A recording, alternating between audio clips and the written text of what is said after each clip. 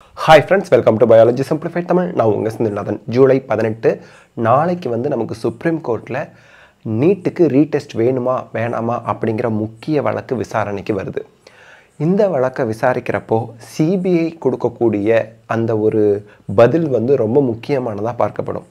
CBI பத்திரிகையாளர்கள்கிட்ட என்ன சொல்லியிருக்காங்க அப்படிங்கறத இந்த வீடியோல நம்ம பார்க்கலாம். நீட் தேர்வு நடைமுறையில் தோல்வி இல்லை. உச்சநீதிமன்றத்தில் சிபிஐ அறிக்கை தாக்கல் அப்படின்னு சொல்லியிருக்காங்க.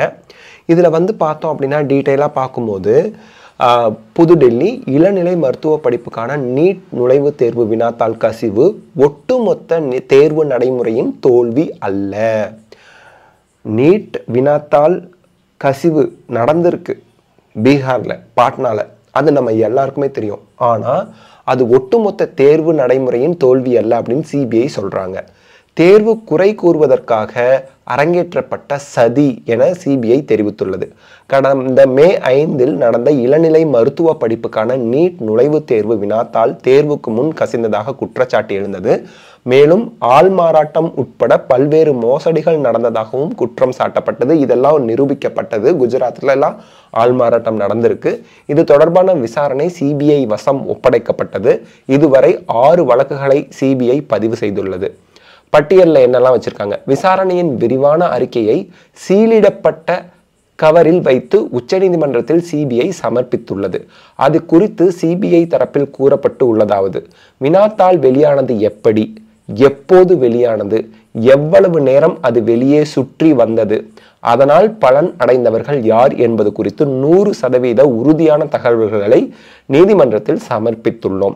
இதனால் பலன் அடைந்தோர் பட்டியலை வரும் 17ஆம் தேதி விசாரணையின் போது நீதிமன்றத்தில் சமர்ப்பிப்போம். பலன் அடைந்தோர் எண்ணிக்கை 100க்கும் குறைவாகவே உள்ளது. எங்கள் இறுதி விசாரணை அறிக்கையை உச்சநீதிமன்றத்தில் சமர்ப்பிப்போம்.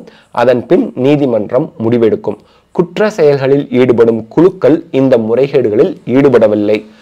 சில தனி நபர்களே இதை செய்துள்ளனர். ஆள்மாறாட்டத்தில் ஈடுபட்ட சிலரும் உடனடியாக பிடிபட்டனர்.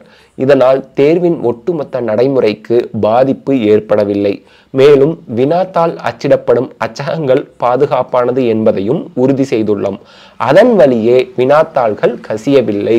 இவங்க பாத்தீங்க அப்படின்னா சுப்ரீம் கோர்ட் அவங்க விசாரணை எப்ப கேட்ட கேள்விகள் 8ஆம் தேதி, ஜூலை 8ஆம் தேதி விசாரணை நடந்துச்சு இல்லையா, அப்போ கேட்ட கேள்விகளுக்கு இவங்க பதில் கொடுக்குற மாதிரி அந்த அஃபிடவிட்ல எல்லாத்துக்கும் பதில் வச்சிரு சொல்லியிருக்கிறாங்க. நோட்டீஸ்: ஒட்டுமொத்த தேர்வு நடைமுறையையும் சீர்குலைக்கும் நோக்கத்தில் திட்டமிட்டு சதி செய்யப்பட்டுள்ளது. இவ்வாறு சிபிஐ தரப்பில் தெரிவிக்கப்பட்டது அப்படின்னு சொல்லியிருக்காங்க. இதற்கிடையே நீட் முறைகேடு, தேர்வு முறைகேடு தொடர்பாக நாட்டின் பல்வேறு நீதிமன்றங்களில் தொடரப்பட்டுள்ள வழக்குகளை ஒருங்கிணைத்து ஒரே வழக்காக விசாரிக்க கோரி தேர்வு முகமையான NTA சார்பில் தாக்கல் செய்யப்பட்ட மனுவை விசாரித்த உச்சநீதிமன்றம் இது தொடர்பாக விளக்கம் அளிக்கும்படி வழக்கு தொடர்ந்தவர்களுக்கு நோட்டீஸ் அனுப்ப உத்தரவிட்டது அப்படின்னு சொல்லியிருக்காங்க. ஸோ தட் சிபிஐ என்ன சொல்றாங்க அப்படின்னா ரீடெஸ்ட் தேவை இல்லை அப்படிங்கிற மாதிரி தான் அவங்க அஃபிடவிட்ல உச்சநீதிமன்றத்துக்கு சப்மிட் பண்றாங்க.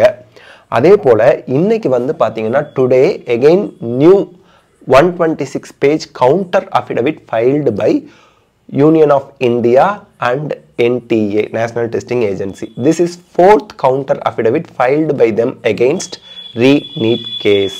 ஸோ ரீநீட் வேண்டான்னு சொல்லி 4th affidavit 4th counter affidavit Union of இந்தியாவும் NTAவும் இன்னைக்கு சுப்ரீம் கோர்ட்ல சமர்ப்பிச்சிருக்கிறதா சொல்லியிருக்காங்க.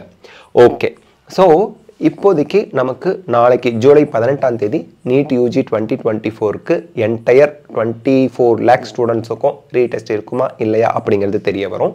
அதுக்கப்புறம் நீட் யூஜி கவுன்சிலிங் பற்றின டீட்டெயில்ஸும் நாளைக்கு நமக்கு தெரிய வரும். இந்த வீடியோ உங்களுக்கு ஹெல்ப்ஃபுல்லாக இருந்தால் லைக், ஷேர், கமெண்ட் பண்ணுங்கள். பயாலஜி சிம்பிளிஃபைட் தமிழ் சேனலுக்கு சப்ஸ்கிரைப் பண்ணுங்கள். Because your support is our strength. Thank you.